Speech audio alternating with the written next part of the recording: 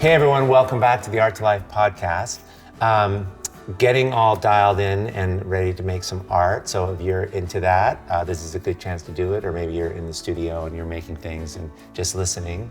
But more and more this podcast has been this time where I get to try and make new things and try different stuff. So I'll go over what I'm playing around with today. But more importantly, my guest today is Silvia Poloto. She is a Brazilian-born artist, lives in San Francisco, amazing artist. We actually realized we haven't talked for 5 or 6 years or seen each. Well, no, I guess I saw you that time, but we did an interview in 2017. Yeah, so this is a great opportunity to catch up on all the things. Thanks for being here. Yeah, thank you for thinking of me. Yeah, no, it's so fun. So you're Brazilian born, but when did you come over? And you've been here and you're in the San Francisco and the shipyards and all the things. Yes, I came over from Brazil originally like in the early 90s. It's been a long time. And the idea, I was not an artist in Brazil. I went to engineering school and then I got my master's degree. You know this, you forgot. I couldn't, engineering, I just cannot picture you doing engineering. It was just because I was following my older brother's footsteps, thinking if I do that, people are going to think I'm smart too, because he was the smart boy and I was the cute girl in the family, and that was very annoying to me. So, and there was nothing, growing up, there was nothing creative in the environment, nothing. There was not a piece of art or anything. The closest thing to art in my family home was a portrait of Virgin Mary that my grandmother had bought at the farmer's market or something like that. There was nothing. I was never exposed to anything. You never saw it, yeah. No, really. So I was completely ignorant in art. And when I finished, I started working as an engineer, not in the technical side, because that was not me. And I was looking for something else. And I got to get my MBA in business administration. And when I started, I came across advertising, a class on advertising, and suddenly I felt like I had found my thing. I fell in love, but now I know that it was because it was my first contact with something creative, because in the engineering, I don't know how it is here. In Brazil, it's 5 years, and I never had to read one book. It was like math from the moment you start into the moment you finish. There's no liberal art. There was nothing. It was just So it's all those years, it pains me to think that I never came across anything. So anyway, long story short, when I was finishing my master's degree, I got married. My late husband died, but he was from Ireland, but he was living in Brazil, and he had an idea. As soon as I finished my master's degree, to move here. I wanted to open my advertising agency. That was my thing. But then it's let's go, because of something he was doing. And I'm okay, we stay a year. I learn English. It would be great to learn well. Sure, and then we go back. But as soon as we arrived, I realized that I had done all the wrong things for the wrong reasons. And I started I'm wait a minute, why did I do that? And I didn't know at that time who I was. I knew who I was not, and I was not an engineer. And I immediately started out of nowhere. It's not I saw something that I got inspired. I started cutting up pieces of pages of magazines and putting the little pieces together. And then I got this desire to work with metal. And it's very strange. It's not like I went to a museum or a gallery and I saw welded steel sculpture. No, I just had that feeling. I didn't know welded steel sculpture, but I wanted to work with metal. So I ended up taking a class at City College called Metal Arts, but soon I found out it was jewelry. But the teacher was really cool, and I took one day, I was not making jewelry, I was making weird things. Like assemblages or something. And he was interested. I'm what are you doing? Did you take art class? I'm no. And I brought my little collages for him to see. And when he saw, he thought I had an art degree. And then he went to get another teacher from another department to look at what I was doing. And the other teacher came to the classroom and said, you can start taking my monoprint class right away if you want, even though the semester had already started. Wow. So that's, it was really important because I felt like maybe there is something there. Yeah. So I got that. Yeah, and then eventually he started teaching a sculpture class at Fort Mason, and I was his assistant. So I could use the facilities after everybody had left. So I learned how to weld, and I started making welded steel sculpture. And then I didn't want to return to Brazil. I'm like, I cannot be me, because there would be too much pressure, too many expectations. Yeah. So I thought, like, let's stay just a little longer. And it was so funny because one day I was in a bookstore, I don't know, and I came across David Smith book. I thought I had invented welded steel sculpture. I was like that. No, I'm serious.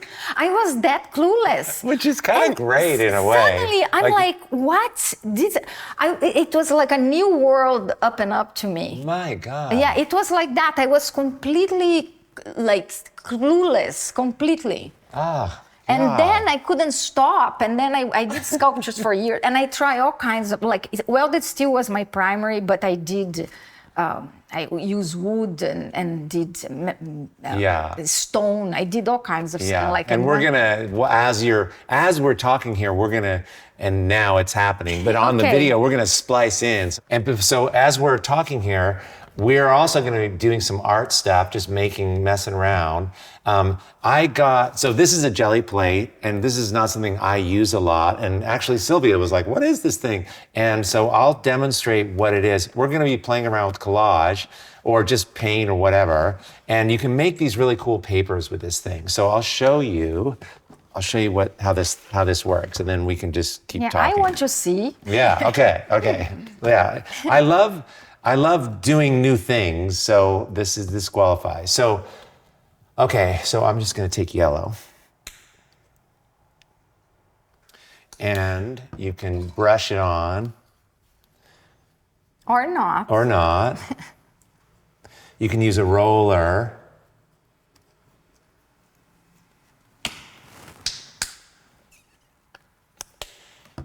I mean, there's a million ways to do it, but I'm looking to just generate cool papers,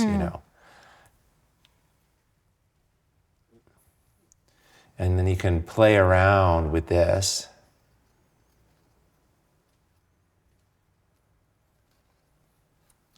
And then you can and I like this bean fang paper. This is, for those of you guys watching, this is the marker paper. I like this because it doesn't crinkle as bad. It's super white and it's thin, and you can collage with it really easily. And then you just lay it on here. And I like to do this. I use a paper towel. Okay. Yeah, so it's kind of even. And then you can peel it up. You can just make these really amazing, different, and then just kind of keep going. And we'll just pile up stuff. And then you can add other colors in here. So you're doing these paintings. And it does have what you get is a different quality than if you had just done a brush stroke. Right. Right? Yeah, no, it's got a whole thing. This is how I sort of like using it. It's like I'm doing a painting here, and then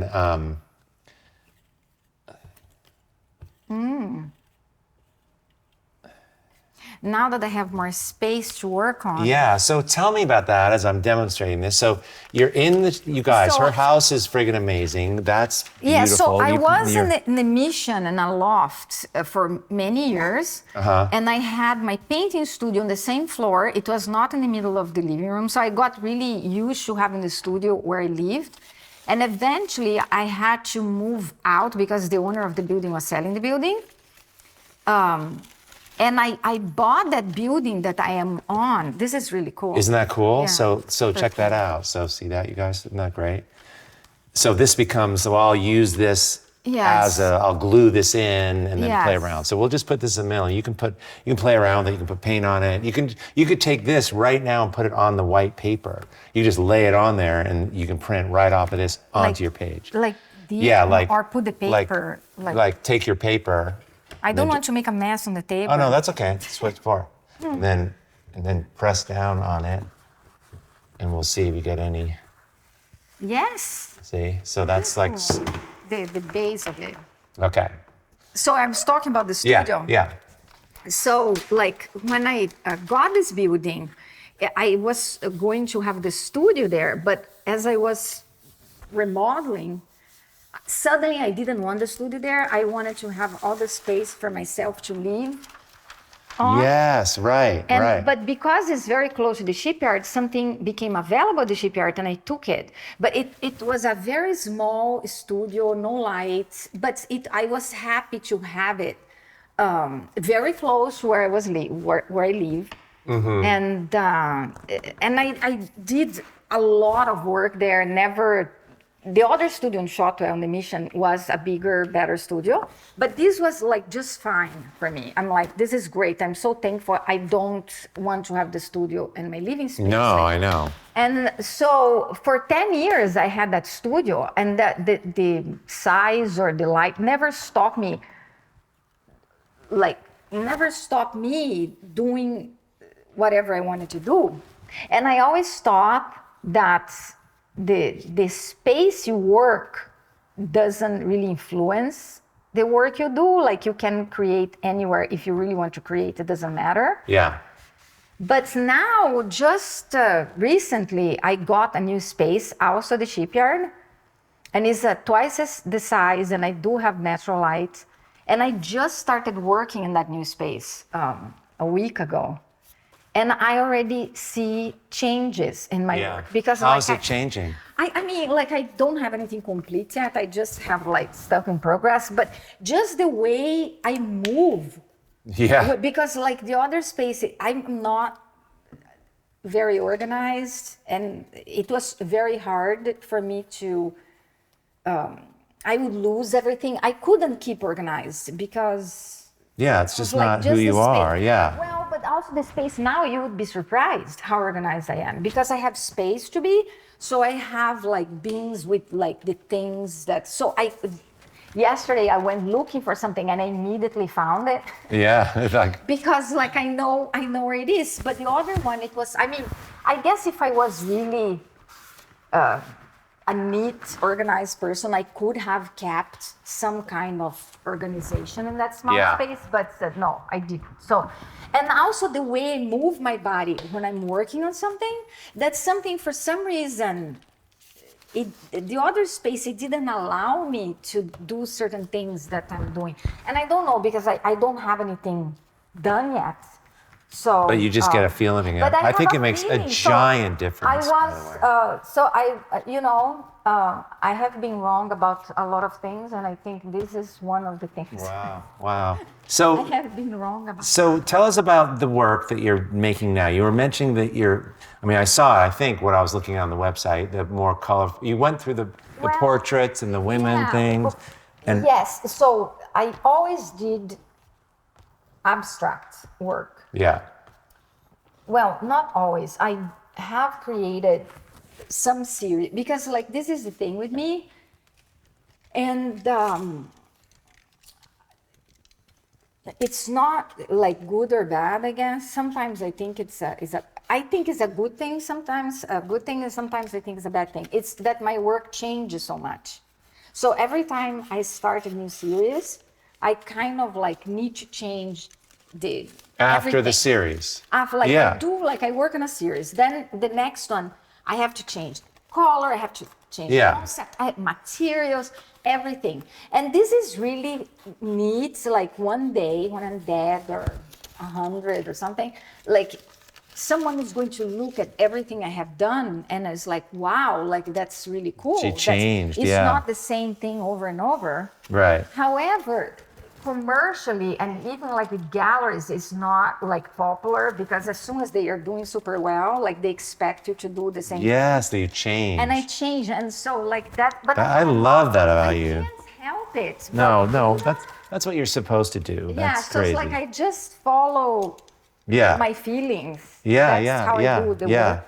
And so anyway, I had done some series with imagery, but not as it started during the pandemic. I started doing figurative work. Uh-huh. But that didn't stop me from doing abstract on the side because I can do both, right? Yeah. But so I have done some figurative series that but I'm about to start again on some different because I think I have done 3 figurative series. The that- women, the the photo women, ones. There's one that's painting, like they're faceless. That was the first series figurative. It was Sirens, Saints, and Sinners that I called. That's great. That I got the idea when I was at the silent meditation retreat. Really, Sirens. Saints and Sinners. I went to, I don't know, I'm talking too much. No. It's interesting, but I mean, just that idea that. So what was so that's fascinating. So those women. Yeah, I tried to Yeah. make a long story short. I went to a silent meditation retreat, Vipassana, where you don't talk, you don't make Was eye it- contact for wow, 10 out days. here it's- It was not far. It was North Kelseyville. Okay. They have centers all over the world. I Okay. chose that because it was the closest I could drive there. And I have done that twice, but the first I was like, oh my God, the being in silence, that was amazing. And of course, the meditation is all good and Yeah. amazing. Oh, great. How But long was 10 it? days. 10 days. When I Wow. close my eyes, every time I close my eyes, for whatever reason, not necessarily to meditate, I saw people that I had never seen in my life. I saw their faces during the meditation. or when I went to sleep or whatever. Whenever I close my eyes, I will see another world, completely different. during this retreat. Yes. And like at the end, I was asking people, because the very last day when you're about to leave, you can talk. And I Yeah. asked, well, did you see that? And no.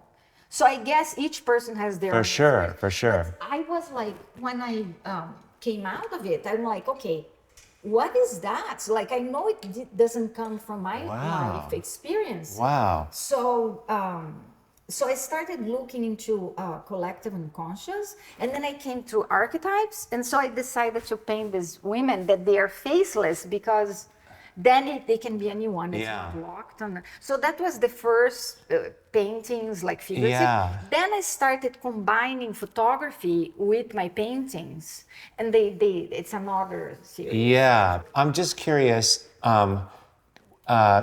What is a siren for you, and a sinner? And tell me just those archetypes. I think I did several. I didn't, of course, it would be impossible to do all of them. But I didn't have that in mind. Once I finished, then I'm like, this looks like this or that and the other. Yeah. Right? I maybe like I planned a tiny little bit because the saint and the sinners, I did it Yeah, that- these ovals. And anyway, I think that could be, I think I have been all of them.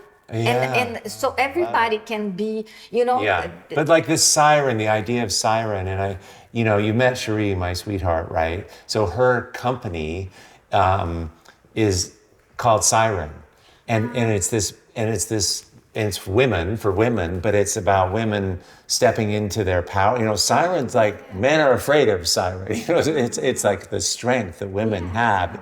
And I just think it's interesting. And then you have sinners, which is a whole other thing, and then saints and siren and But I think like all of us have like this seed for all. Yes. Is life will bring we call for.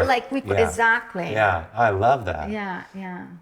And so, but it was like completely different from anything I had ever done. And I really like this when I started incorporating the photos. Yeah. I love that it just came out of being quiet. I mean, the not. best. No. I mean, that is so. It's so underrated. No, seriously. Yeah, no, totally. And I love being.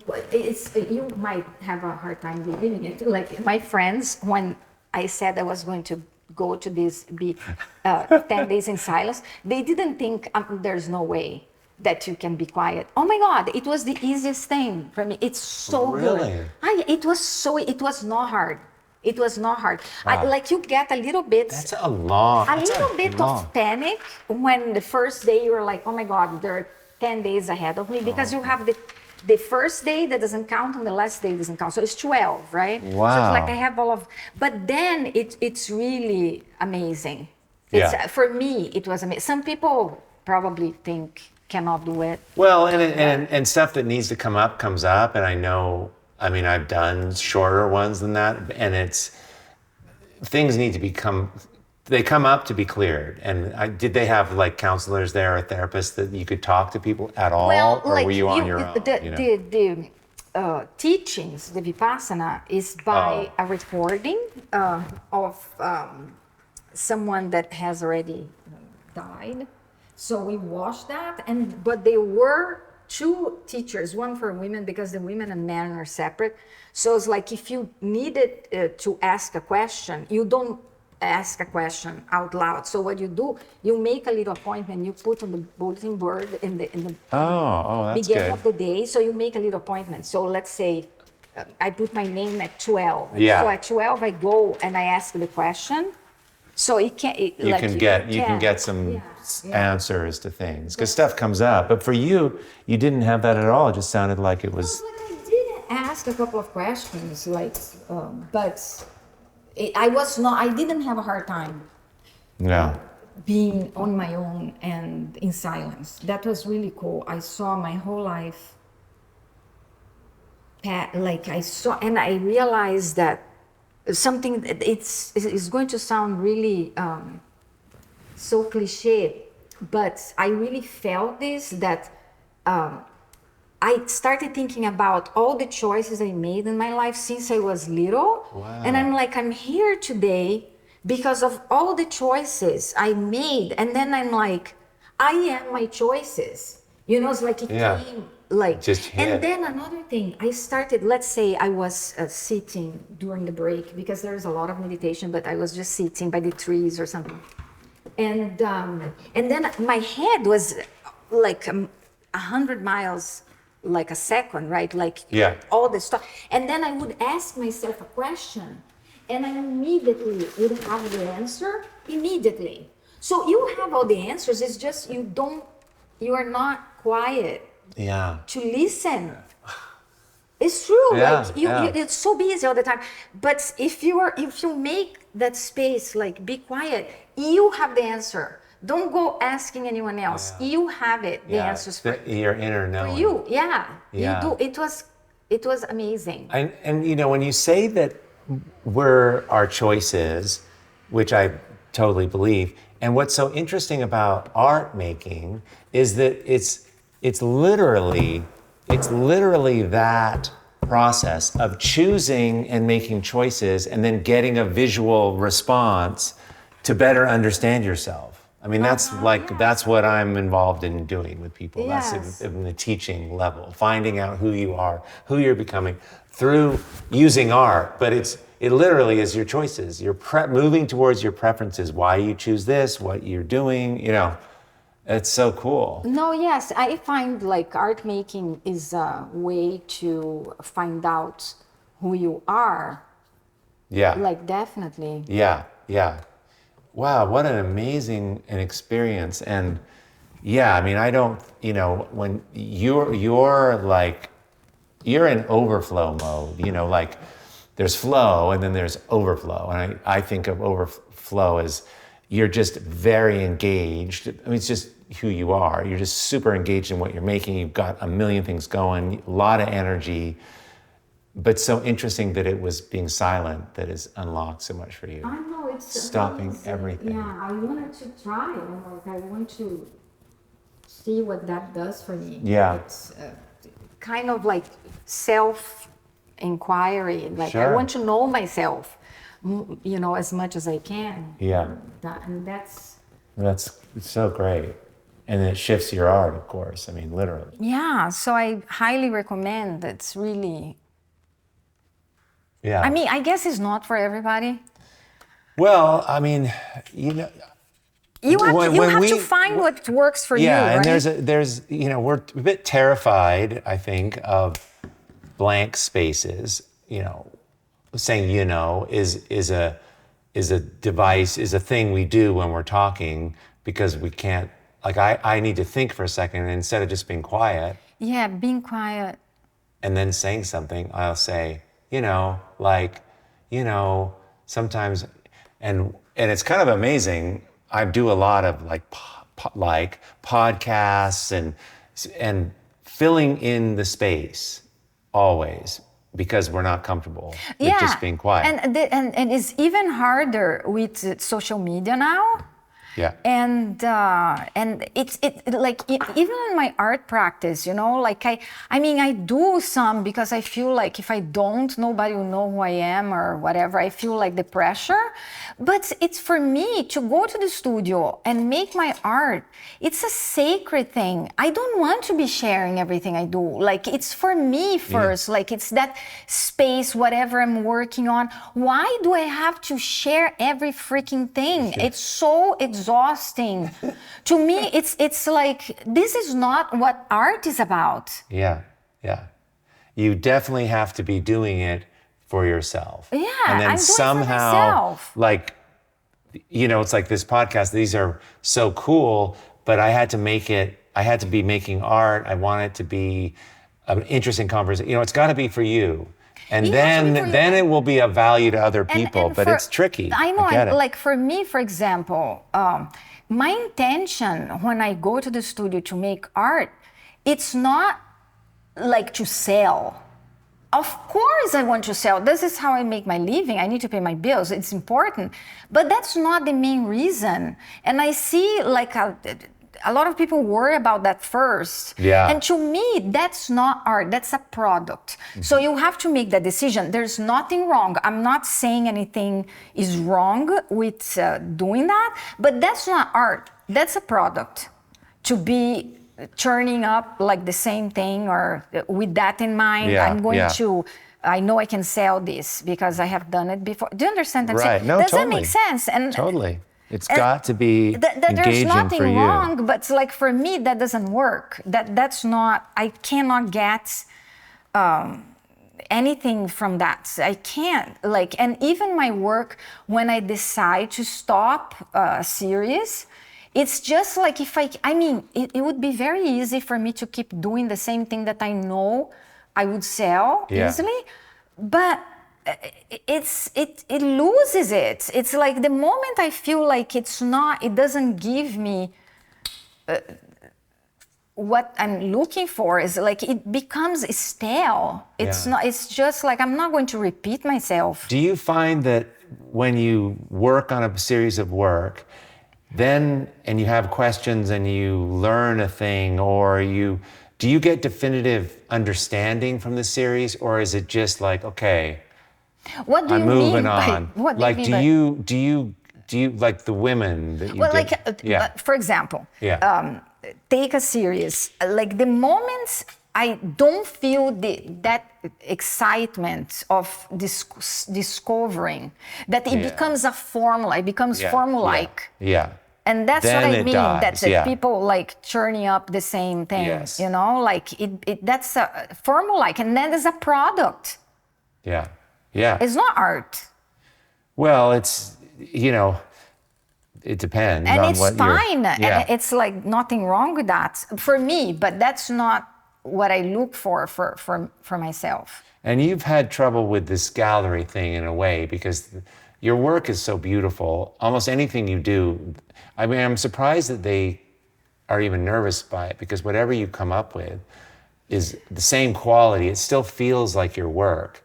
But you have had, in the past, we've had conversations around this where the gallery wants to keep you doing the same thing. Yes. Yeah. And if we want muted colors or one colorful, Yeah. And so I'm going to keep having trouble, and that's fine. Yeah. And so we were talking before we started recording, and you were saying that and your story, like a lot of what you do, it's just you've learned intuitively. Yes. It's amazing. I invented, and I don't necessarily think it's a good thing, but it's kind of crazy that I thought I had invented welded steel. And then, I have done the works that I do. For example, I just take, when I did the fiberglass and resin pieces. Yeah. I figured out, I didn't see that somewhere someone had done it.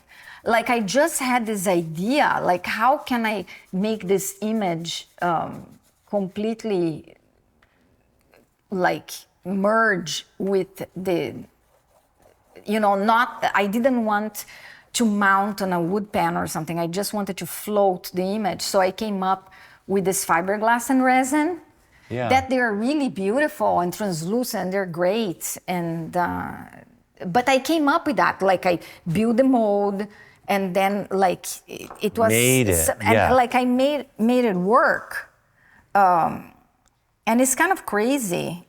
That you just came up with that. People are already doing it. You mean? No. I never saw anyone doing it. That fiberglass resin, I never saw that anywhere. I feel like I invented that.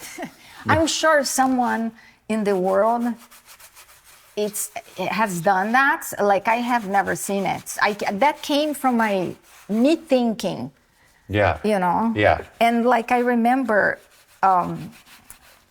this many years ago, and that's when the fiberglass and resin first came up for me, this idea. I was going to have a solo show at 49 Geary, Mm-hmm. And at the time I was doing colorful stuff, and so they probably were expecting the same thing, and I came up with something completely different. I came up with these images on fiberglass and resin. Oh my God. That they were photographs of objects that I had even made. I had made the objects, or I found a very interesting thing that I photographed. Yeah. And I put them in these boxes, this fiberglass and resin with the image that became an object. It became kind of very sculptural. And then I chose a few of the objects, and I blew up a little section of the object in this very white, very stark white place with just a little bit of the object in the corner, so you couldn't really tell what that was. And sometimes I brought 2 little bits, one in each edge. But it's it was completely intuitive, how I could make this so minimal and so strong and really almost there was a lot of emotion, but there was nothing emotional about those objects, but the way I put it together. Right. It's one of my favorite... That was the difference, yeah. Yeah, it's one of my favorite series, but it came as a shock. This is the work. So you brought it in that day, and the gallery was they came over to see, and they were but I think they liked it, but it was not what they were expecting. Yeah, but that's... If you can't do that in art, I know, where can you right? do that, exactly. So, so it's a good thing. I have tried. I gave myself the freedom to try all kinds of things, Yeah, And, now, are you doing the metal still at all? No, I stopped that a long time ago. Because it was really hard to maintain 2 studios. And I did well my sculptures. I made hundreds of them, and they're all sold. They're all somewhere in the world.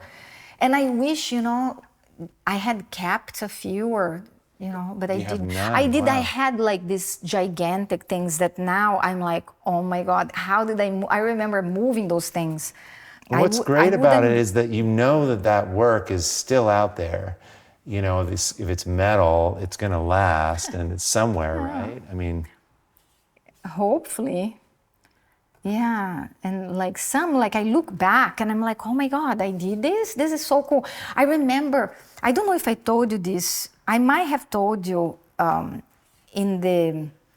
that interview. The time that you interviewed me, that when I did my first sculpture, I felt the sculpture, I had not made the sculpture. The sculpture had been made through me, and it was a very spiritual experience to have made that piece. Yeah. And I had this knowing that's why I'm here now, like living. It's to make these things.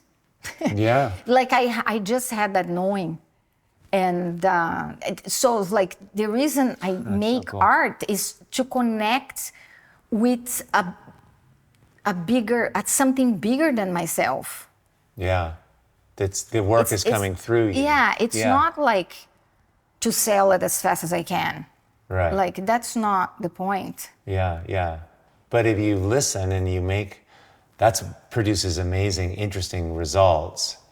That there's a value to that, and people want to buy those things, and it reminds them. Yes. And this is my theory, that people buy things because really it reminds them of an aspect of themselves that maybe that they want. They see something in your work that somehow helps them or triggers them or Yeah, gets that's them, what I want. you know? I want like I love that, and that connection, right? Because if I'm like trying to connect with this thing bigger than myself, if someone can see that too, that we connect in this bigger state, right? Yeah. So I hope that that's what people.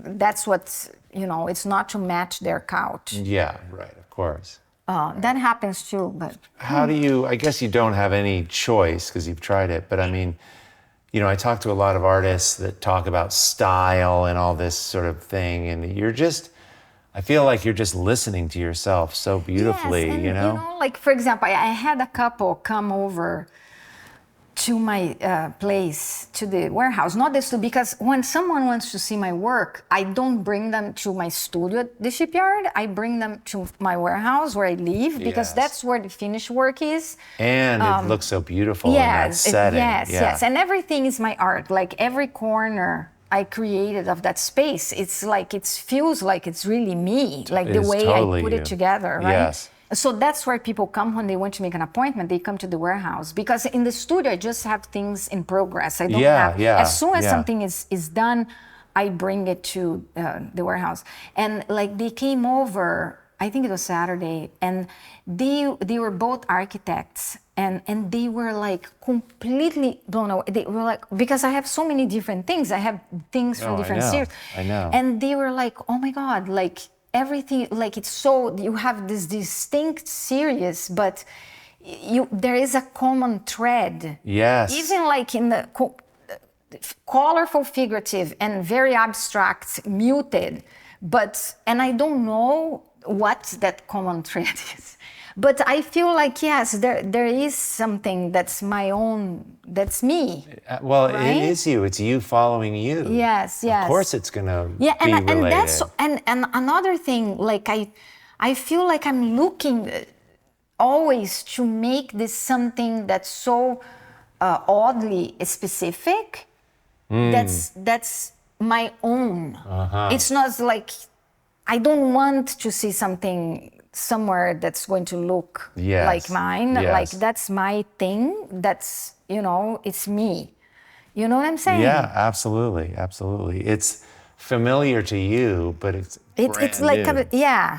It's like oddly specific. And of course it happens that, if we're creating things at the same time, like it's bound to find here and there things that are going to be similar, but it's like I want to be as unique as I can, Yes. And also, that's cool what you're doing there. And like and that's another thing. Like I was just like in traveling, and I was in the plane. I had a little bit of an insight about myself. What happened is, like, I planned to sleep, so I took a little bit of a gummy, Oh. But then instead of sleeping, I started thinking like, and I came up, like I was thinking that everybody has their issues, right? And I think mine has been that I never felt I belonged, like growing up, like because I don't need to get into specifics, but like even which in is my super family, common. Yeah. yes, like in my family, my mom, because I was so different in terms of personality Yes. or even looks or whatever. Like they would say, they cheat. My brother would say that they found me in the garbage can or something like that, and my mom would say that they must have switch me at the hospital because I couldn't be. Worst thing. And like, but and I had growing up, like I kind of almost took that as a compliment because everybody's crazy. And you didn't want to be. I didn't want to be like them anyway. But anyway, so it's like I kept thinking, I'm like, oh my God, like so and always like I felt like that. Like to this day, I feel like I don't belong. Like I have, and then I'm like, oh my God, maybe that's why I had to make everything. It's so important to me that everything is so unique because I created my own world. And for me to belong, so at least I belong in my world. Yes. So it's like my home or even my the way I dress. Yes. It's a style. I'm not following a fashion magazine. Right. I would never follow something that that's in. Now it's of course, out. Like absolutely never would look at that. I created my own style and my own home and my own thing. It's so important because it's a place for me to belong and my own thing. That's so beautiful. Does that make sense? No, it absolutely does. And you guys, her home, and you'll be looking at pictures of it right now. I mean, when she describes her home as a warehouse, I mean, it began as a warehouse. It's probably one of the most beautiful, creative expressions of home, and that you did this yourself. Which I did it myself. I mean, and I had no plan. I had no plan, and I had no idea. It is you just want to like you would rent this place out to have a dinner party, and you would spend $20,000 for the evening, and you'd be like, but the place is so cool, it's going to be amazing. I mean, it literally is. And I had no money either. I know. Which is great because that's the thing. When you have money, it's like I don't think if I had money, I don't think it would be so cool. And I tell you why. Because it would be very easy I think like, I have a certain taste. So I would go and look, example, I would buy a light fixture that's amazing. And it would look amazing. But I made my freaking light fixtures out of nothing. And I created, I found things and I put them together. I remember it's much more unique. Well, it's totally, and it's more you because and there's all the stories that come with it. I remember when I was there last, you shared the story of, you have that beautiful iron, the steps, the stairs, and that you splurged on that. You got an amazing deal, and you had a whole relationship with that guy that helped you, and you just cobbled it together. Full of crazy stories, very cool stories. I'm proud of that space. It's amazing. And it gives me a lot of joy. Yeah, but you created a home, a world where it all makes sense because how you look, how you express yourself, what you're doing, and then the things you make, it's just perfect, and that's really what we're doing in art. We're making ourselves be known, right? It's like. Yeah, and if it happens that people connect with that, and that gives me so much pleasure.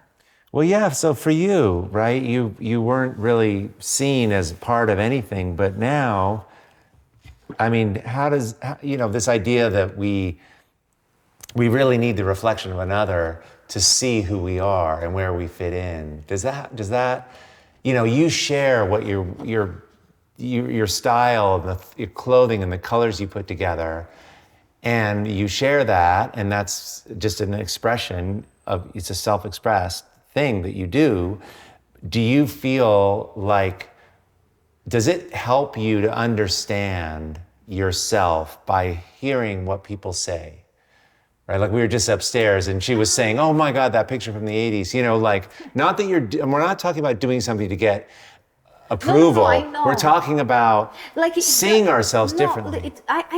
Yeah, I know you're not, that's not your thing. Like I know, but like I don't think so. Like even though of course it's nice when people connect and all of that, but I think you can't know yourself from external validation or external things. It has to come from you. For sure, but then it's like your art, you put it out. Are you saying that like I'll put my work out and then not that I'm gonna like follow someone's feedback, but there's something that happens differently that when you're home, like when people come to it, you feel you're home more because new people are there. Yes, you know, it's kind of like you see yourself differently through the eyes like, of exactly. And then there's that connection. Yes, right? it's give and take or call and response. It's like a call and response. Exactly, like a piece of artwork. It's only complete through the viewer, right? Yes. The viewer complete the work because it's their own interpretation or whatever that is. Yes. Yes. So it's totally fine if an artist just does work for themselves and keep everything in the garage. But like for me, it's important that the work is shared. Yeah. And you know, like that connection is important to me. Yes. Because I think like the biggest wound like that humanity has is like that we're all separate. Yeah. Right? Oh, and we don't belong. Yes. Absolutely. And it is. It can serve a little bit to see some kind of connection. Yes, yes, yes. I have this thing, I grew up and like one of my core values is inclusion. And of course I have that because I wasn't included in things and that that as a kid and that's what I do. I love connecting. I like bringing people together in workshops. I like that anybody can make art. Like I help anybody make, and it's just funny, right? What we do, the very things that we struggled with are the things that, we end up teaching or doing more of. Yes, it's kind of perfect. Yeah, I think it's great you do that. I could never do that. Like, I just want to be alone. No, I'm serious. Yeah. Like, I love to be by myself. Yeah. And that is so great. Like, oh my God, it's great. Yeah.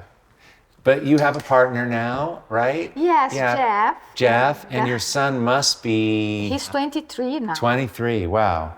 And is he living at home? He's with me right now, yes. Okay. So I have to enjoy it before that's over. But yes, so that's why my time in the studio is really important to me. Yeah. And to be with myself. So that's I'm not really good at taking videos of me doing that, Sure. and post and share because I'm like, oh. I know. It's so much. And it's really good. It's actually the subject. What you're talking about is what this podcast is all about, because it's helpful for people everyone's trying to figure this out and understand, like, what do I follow? Where do I go? And and I didn't really, I just love talking to you and the way you work and your thinking and all the things, but it is interesting how you literally came through, you completely followed your intuition in this. Yes. Most of us, most people, my dad's an artist and he helps me and then I go to art school and you have epiphanies along the way, but this thing of like, I don't know why I'm doing this, but it just feels good. That's kind of amazing. Yeah, no, it true. And even the warehouse that I bought, it wasn't, everybody was telling me not to. And I follow my gut. And it was like this. another, and it was really my gut. Like it felt, I was fearful. So I really needed to understand what was fear, and if it's this fear, is so good. Yeah. You know what I mean? Yeah. So it's like I needed to be discerning to see, is that really is just fear of the unknown, or is fear because it's a bad thing? But then the feeling that I had in my stomach, it was like a good butterfly fear. It was, but when someone would give me an advice to do something else, I would feel like throwing up. Right. And I'm like, that cannot be a good thing. That's not a good thing. Oh my God. So that's so interesting. The felt sense, parsing out fear, parsing out uncertainty, parsing out what is good version of fear and scare. Flow state is amazing. You lose you're working, you lose a sense of time. But part of flow state is that there's uncertainty in it. That's good. Yes, it's good. It's good, and it helps and everything. I know, like I said something, like I think I wrote that somewhere, that I live for the uncertainty. I live for not knowing what I'm doing. I don't want to know what I'm doing. Yeah. Because that was, like I really don't. Yeah. Like, oh my God, I'm doing this thing, and then it comes together and it's magical, or it's, Yeah. Like if I had everything planned, like people ask me, did you make maquette for the sculpture? I'm like, I could, but then it would stay as a maquette and someone else would build it for me. Yes. You know what I mean? Right, it's like, I'm not going to build it twice, because that's not, it's finding your way as you go kind of approach. Exactly. Yeah. That's But me. you know that is rare. Most people are not comfortable with that amount of uncertainty. So how did you get to be comfortable with uncertainty? What is the primer for learning how? Because I think all the amazing things happen when we don't know a little bit and there's room for some new things to come in. But I'm always trying to teach people this, and I'm just curious how you found that, or how you just understanding what's fear. I mean, we don't really even experience true fear. There's no bear gonna run us down anymore, but we're scared all the time. We're scared all the time, but it's knowing, like when I was talking about the warehouse, when I was trying to, I was super fearful. This was, because you're buying a house. I'm buying You're buying this thing, a giant... A giant building that's falling apart. That's a foreclosure. In an area, it was a foreclosure. It was a foreclosure in a place that people were scared of or whatever. Right. So and everybody I knew was telling me not to. Really? Yeah. And then I'm really scared. But I was excited. It was a fear, as I said, like with butterflies. It was not the fear with wanting to throw up.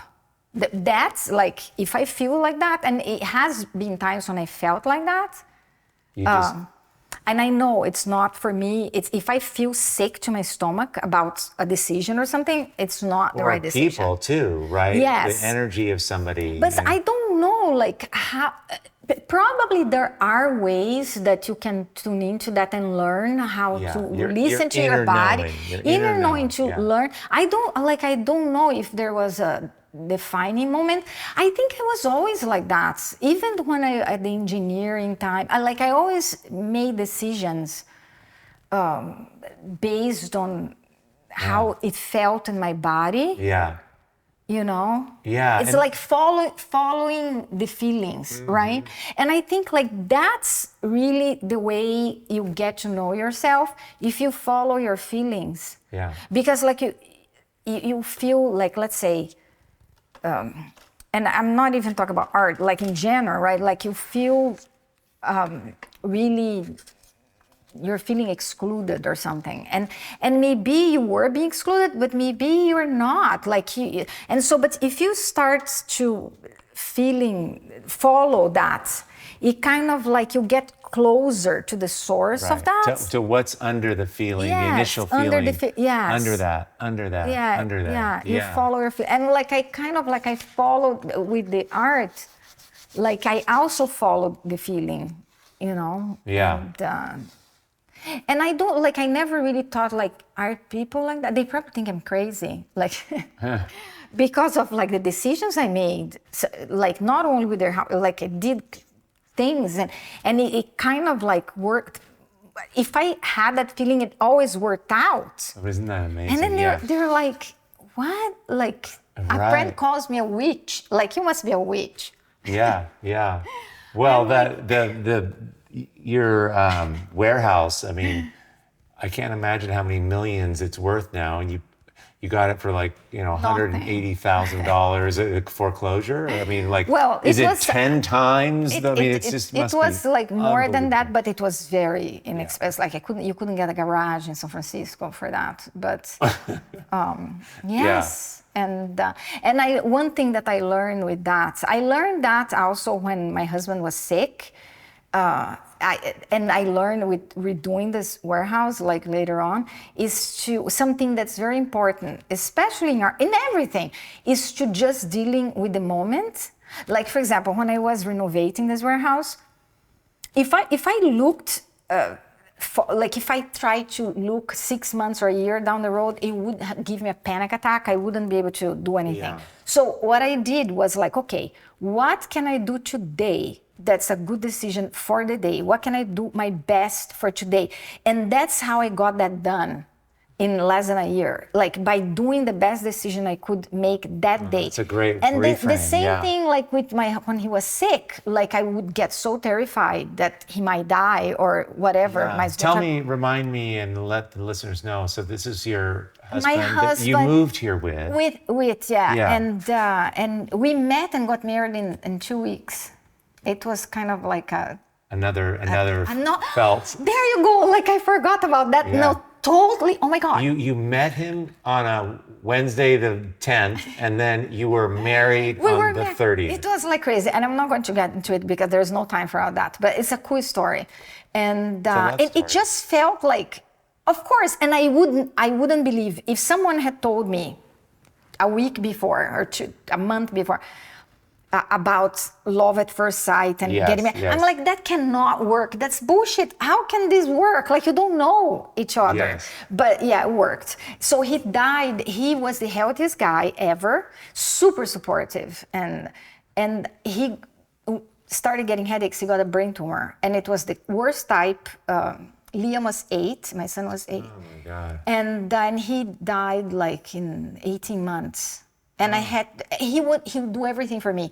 He would take care of Liam. He would be like, at that point, my career was really going well. And so he was really... He was supporting the other end, yeah. And then suddenly, like, I had to take care of him. And I sometimes like underestimate like how the impact that had on me, because like what I did what I had to do. I couldn't just be depressed in bed, not getting up. No. So I had to get up, I had to take care of him, I had to take care of him. And then, like he died and I went on living my life. I started dating again after a while. And like, I think a lot of people are very judgmental. They think, she probably didn't love him because look at her. No, but you're just living. It's like, what am I supposed to do, right? But because like maybe the impression that people get of me, I don't know, maybe they think I'm really strong, that I didn't really feel as much. I felt very much, and I feel like I never was able to catch up with my career because like I was and then it like I couldn't catch up. Yeah. Because I suddenly I was a single mom, like no family, no family, like, and I had to pay the bills and I had to do everything by myself. Yeah. And I might have made that look easy, but that was not easy. No. And that was like, it's really, I grieve to this day, like it's never going to go away. Yeah. And but like it's some funny thing that just a couple of days on Friday I went to the symphony and I had like a nice outfit and Jeff took a very nice picture of me. Not like most pictures of me these days, they suck. I throw them away, but the good ones I post. Why not, right? Yeah. So he took a very nice picture of me sitting on the couch at the symphony and I posted, and some artist said, on my Facebook, why are it's always about you? And I'm Oh like, my and I God. said, why not? This is my page. Should I be posting your picture instead of mine? And then she said, what's important to you, Silvia? What's Wow. important in life? Yeah. What is important? She has no idea about who I am. But you have to understand that, well, she's speaking about herself and there's something about you and how you're being that is making her feel less than. So the only way for her to feel okay is to put you down. So you just have to stay clear of those people. I know, but it's kind of like, are you kidding me?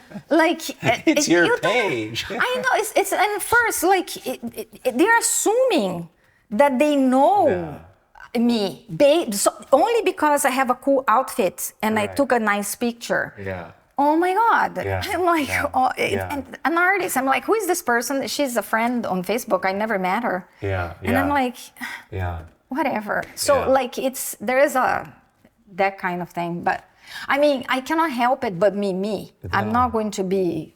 So as we're wrapping up here, I'm just curious, what's coming for you? What are you excited about making? I know you just moved into the new studio. Yeah, I moved to the new studio. And more importantly, where can people, do you have a show coming if people want to see more of your work? Like what is Well, right now, like, I have a show up in Palo Alto at Pamela Walsh Gallery, the reclamation, that's some of my figurative work with the photography. I really like that work. But it's like the best thing is I mean, I don't keep my websites very updated. I try, and I don't put everything I do on the website. I just put samplings. Yeah.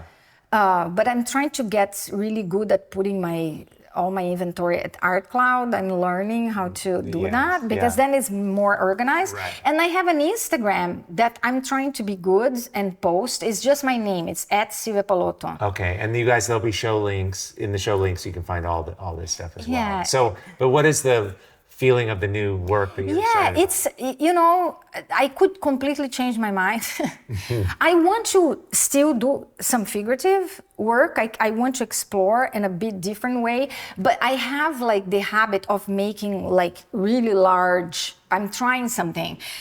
Instead of making some small ones to get a sense of it, I go and I make this gigantic thing, and it works. But then it's hard because it's so big. Yeah, and the figurative work is definitely harder to sell and so than the abstract work. Yes.